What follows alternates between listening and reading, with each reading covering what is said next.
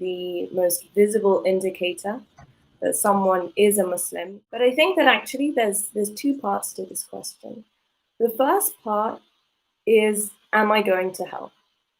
And the second part is, when we use language like just because I don't wear hijab, we're really questioning the value of hijab. What we're trying to ask is not wearing hijab a big deal?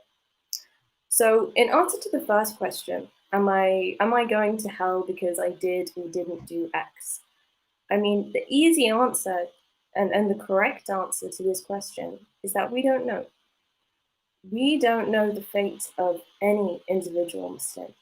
Nobody has the right to say that anyone is going to hell or heaven, even themselves.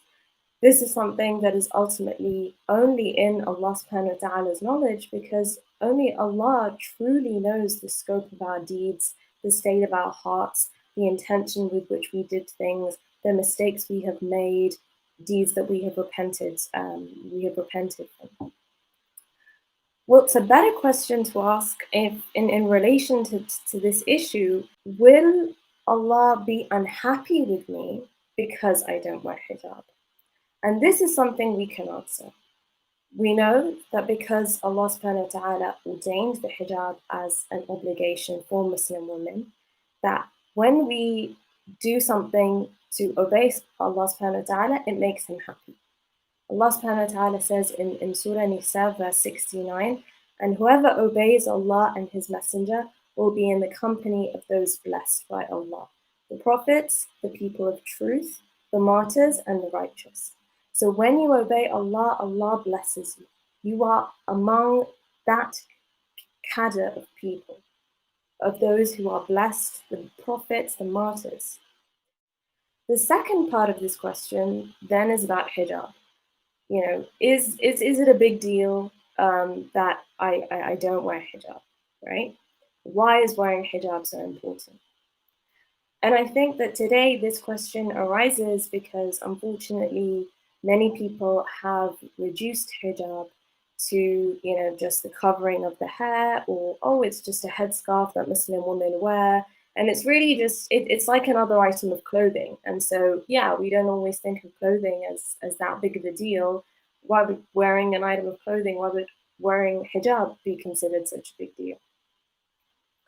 But I think that we need to remember that Muslim women obeying the command of Allah subhanahu wa ta'ala, wearing the hijab, constitutes a form of worship. So for every time that they put it on, they are being rewarded immensely for obeying Allah subhanahu wa ta'ala. And they are doing the same as what the wives of Rasulullah sallallahu alaihi wasallam did. They're doing the same as what the first generation of Muslim women, the companions of the Prophet, did, where as soon as they heard about this order being revealed, سَمِعْنَا وَأَطَعْنَا, we hear and we obey.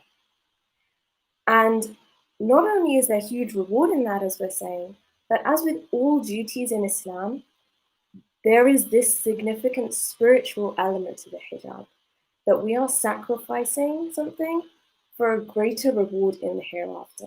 And that is an Islamic ethic of doing the correct action, even if it's hard, obeying Allah because He's our creator and He knows what's best for us, with the hope that He will be happy and He will be pleased for us, submitting our desires and not giving in to our desires and our nafs.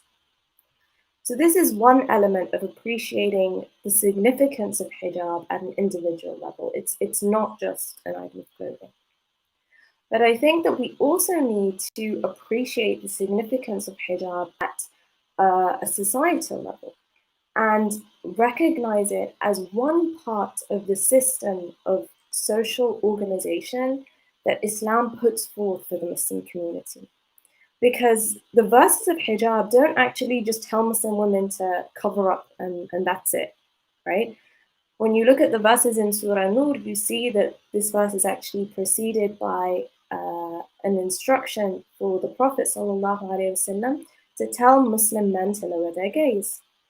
These two verses are also accompanied by other instructions in the Quran and the Sunnah for both men and women to observe modest and dignified behavior and limit unnecessary socializing between the two genders. So it's this holistic encouragement of preserving modesty and chastity in the community, not by limiting women for the sake of men, but by setting down a societal standard for both genders that enables the protection of everyone. And this communal element, I think, is often left out of the conversation today. People focus a lot on it being a choice or something that Muslim women do individually, or we have to do it out of consideration for men's desires. And I think we don't talk enough about how hijab is just one piece of Islam's architecture against a misogynistic, sexualizing, and objectifying culture that unfortunately we do live in today. The hijab is one regulation of the public space that actually allows Muslim women to interact in the community, not being judged on her appearance, but on what she has to offer as a Muslim woman.